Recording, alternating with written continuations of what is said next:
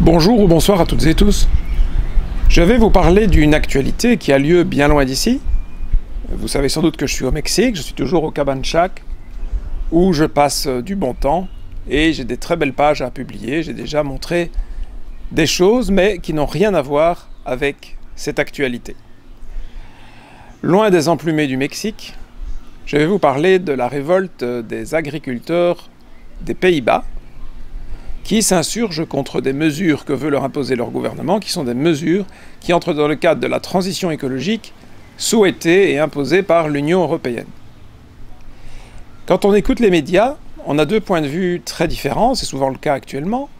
Il y a les médias officiels qui minimisent, qui parlent d'une grève d'agriculteurs comme une banalité, et les médias alternatifs qui voient la première révolte significative contre le nouvel ordre mondial, contre l'agenda 2030, etc. Donc on est un peu dans les extrêmes, on est habitué, et je voulais remettre les choses à leur place, et surtout, plus important, parler de ces mesures qui sont demandées par l'Union européenne, et de la réaction des agriculteurs par rapport à ces mesures.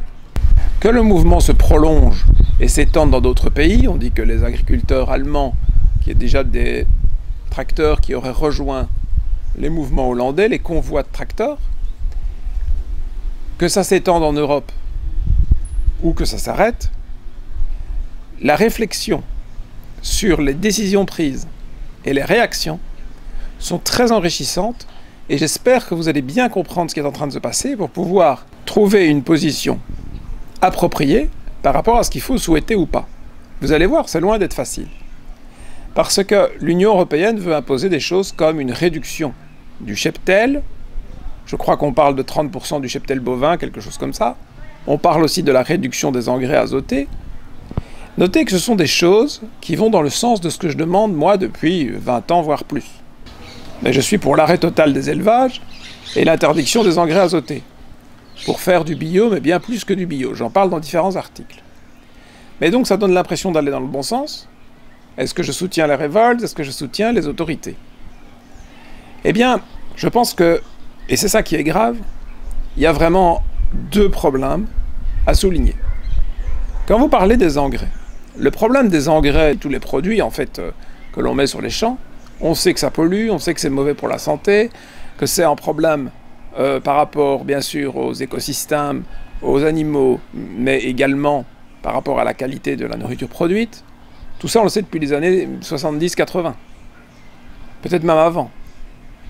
Donc pourquoi maintenant? La réalité, c'est qu'on n'arrive plus à avoir d'engrais parce qu'on a mis des sanctions contre la Russie et la Biélorussie qui sont les principaux producteurs. Et donc, on veut demander aux gens, comme ils vous demandent de diminuer la température chez vous en hiver, s'il fait froid, de limiter l'utilisation de la climatisation s'il fait chaud, etc., etc. Ils veulent demander aux agriculteurs de diminuer les engrais. Mais du coup, c'est plus des raisons écologiques. C'est-à-dire que, bien sûr, c'est positif sur le plan écologique, mais c'est une excuse, c'est un prétexte, encore une fois, comme avec la pandémie, etc.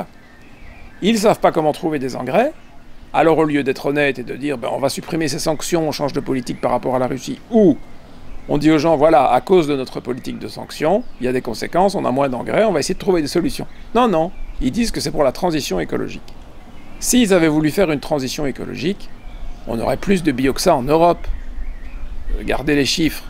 Je précise ou je rappelle pour ceux qui me connaissent que j'ai passé de mon enfance avec des parents qui produisaient bio. C'était dans les années 70-80. On avait tout le temps de faire une transition intelligente. Mais on ne l'a pas fait.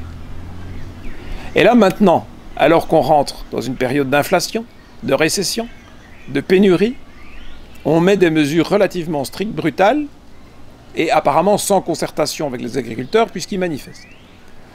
Donc, je suis content du sens dans lequel est prise la décision, mais pas du tout de la manière, et elle risque d'être contre-productive, elle risque de braquer les agriculteurs et leur soutien contre des mesures qui pourraient être de bon sens, mais qui sont pris pour un mauvais prétexte.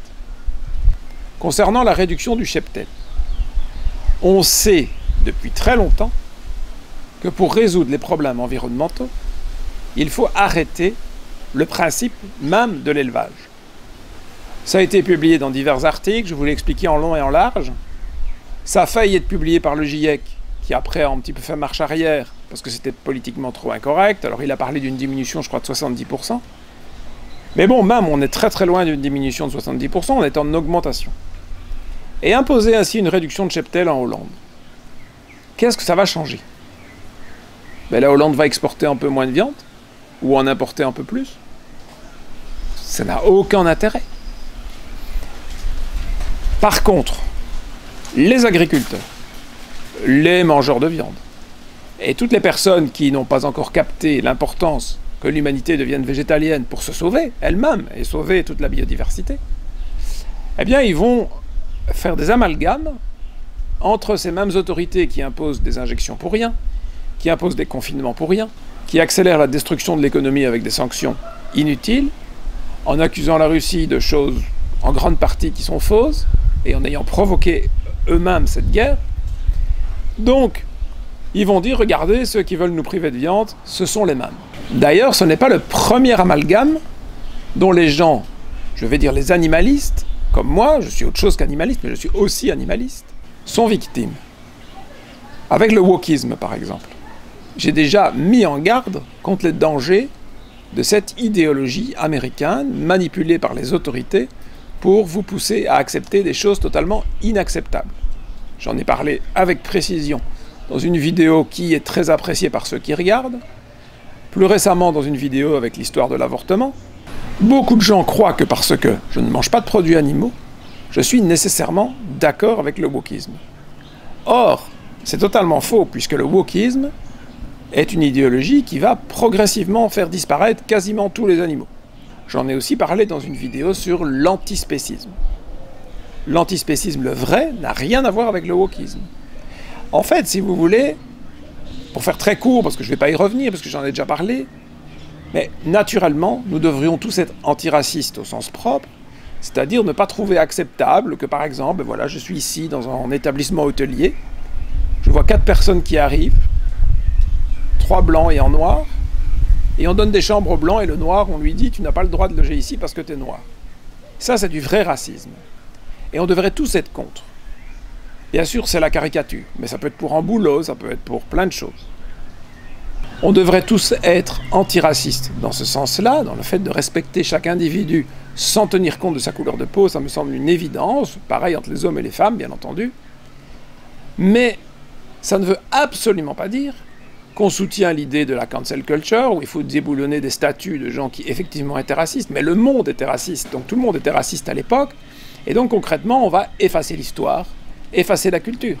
Ce n'est pas parce qu'on soutient une égalité de droit, tout à fait légitime, nécessaire je dirais même, entre les individus, quelle que soit encore une fois leur couleur de peau, etc., qu'il faut commencer à faire des réunions interdites aux blancs. Vous voyez, il y a un énorme fossé entre le respect des individus et le comportement de certaines organisations actuellement qui le font au nom de ce respect des individus, par erreur. Eh bien, c'est la même chose. Si vous avez compris qu'à 8 milliards, on ne peut pas produire des millions de tonnes de nourriture végétale pour les donner à des animaux qui en gaspillent 90%, c'est pas de leur faute, c'est le fonctionnement normal, ça devient des gaz à effet de serre, ça devient du lisier polluant, etc. Et puis il reste 10% à manger. Eh bien ce gaspillage n'a pas de sens à 8 milliards sur la planète n'en peut plus, il n'y a pas assez de ressources. Si vous ne le comprenez pas sur une planète, prenez-le sur un lieu plus petit, en bateau, une île déserte, etc. S'il y a de la nourriture pour 100 et que vous êtes 100, tout va bien. S'il y a de la nourriture pour 100 et que vous utilisez 80% de cette nourriture pour le donner à des vaches, et que ces vaches, de ces 80%, elles en font 10%, ben vous allez mourir de faim. Donc quel est le rapport entre le constat scientifique que je viens de faire, qui est juste factuel, on est parlé en long et en large dans une vidéo il y a quelques années, par exemple, et la dictature mondialiste, on va dire de Davos, etc., qui est en train de se mettre en place? Ben, rien. Sauf que pour vous convaincre du bien fondé de leurs décisions, ou pour vous faire accepter leurs décisions, ils vont toujours prendre des justificatifs qui sont censés être quelque chose que vous pouvez souhaiter. Je l'avais dit dans une vidéo que j'avais appelée la guerre du pass de l'année passée, qui reste pour moi une référence, parce que tout ce qui est en train de se passer confirme largement les propos que j'ai tenus dans cette vidéo, c'est que le pouvoir connaît les problèmes, il connaît peut-être les solutions, mais ce qui l'intéresse, ce sont les solutions qui ont un impact ou non, peu importe, mais qui vont leur permettre de garder le pouvoir et de vous asservir. Et donc c'est doublement dangereux, parce qu'il y a une partie des gens sincères qui veulent qu'on agisse, qui croient que les gouvernements agissent, et donc ils se disent, ben voilà, ils prennent les mesures, donc ça va aller, et ils se trompent. Et il y a les gens qui ne veulent pas se laisser faire, à raison, et qui vont voir dans quel sens vont les mesures qu'on veut leur imposer, et qui vont les rejeter parce qu'ils vont faire un amalgame. Et quand des personnes sincères comme moi vont leur dire « Regardez, ce sont ces mesures-là qui sont les bonnes », il va dire « Ah non, non, non, c'est celles que veut m'imposer l'Union européenne, c'est celles que veulent m'imposer les gens de Davos et compagnie, et donc je suis contre », sans même réflexion sur le bien fondé des mesures que je propose, de l'argumentation et des preuves que j'apporte. Et donc je dirais que c'est extrêmement négatif ce qui est en train de se passer, négatif que les demi-mesures, voire les quarts de mesures que l'Union européenne va prendre de façon brutale ne vont pas avoir les effets escomptés parce qu'elles sont largement insuffisantes, même si elles vont peut-être dans le bon sens, et qu'elles vont braquer la population contre. Donc le bilan global est peut-être carrément négatif. Alors que les gens se révoltent par rapport au pouvoir qui veut leur imposer quelque chose, vu les circonstances, je dirais que c'est plutôt positif. On pourrait penser aux gilets jaunes. Bien sûr, le parallèle peut être fait. J'ai soutenu le mouvement des gilets jaunes, alors que je suis pour la fin de l'utilisation du pétrole comme carburant. Je pourrais même soutenir la révolte si elle commence pour résister à la réduction du cheptel bovin.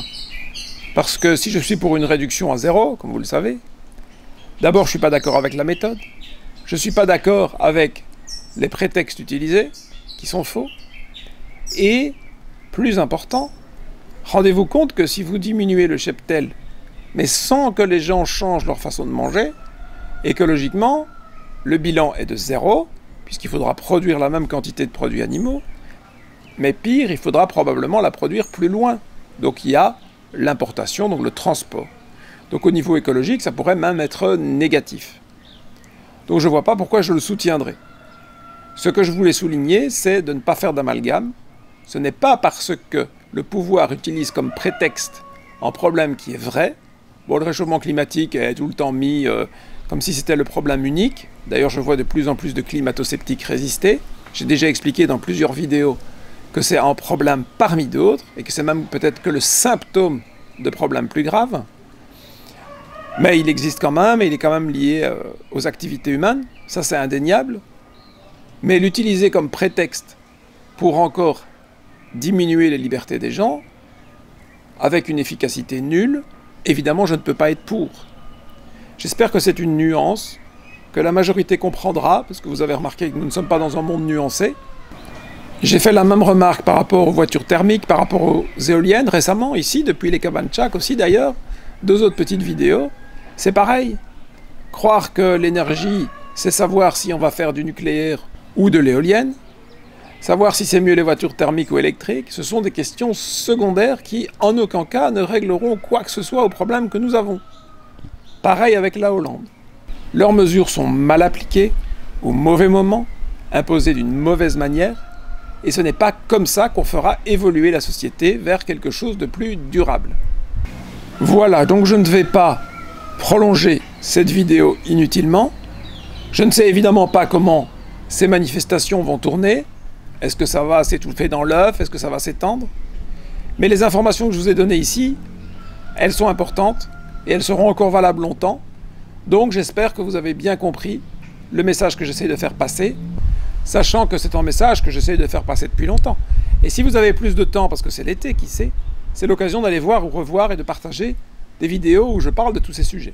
Par exemple, quel monde d'après-Covid souhaitez-vous? Je parle déjà de ça. La fameuse sur la guerre du pass, je pense qu'elle est très importante. Et l'actualité depuis près d'1 an, avec le recul, vous pouvez voir que beaucoup de choses que j'avais annoncées ont déjà eu lieu. J'ai aussi une vidéo assez longue, assez directe, Mais le titre, végan, fait peur aux gens. Et donc il y en a peu qui regardent.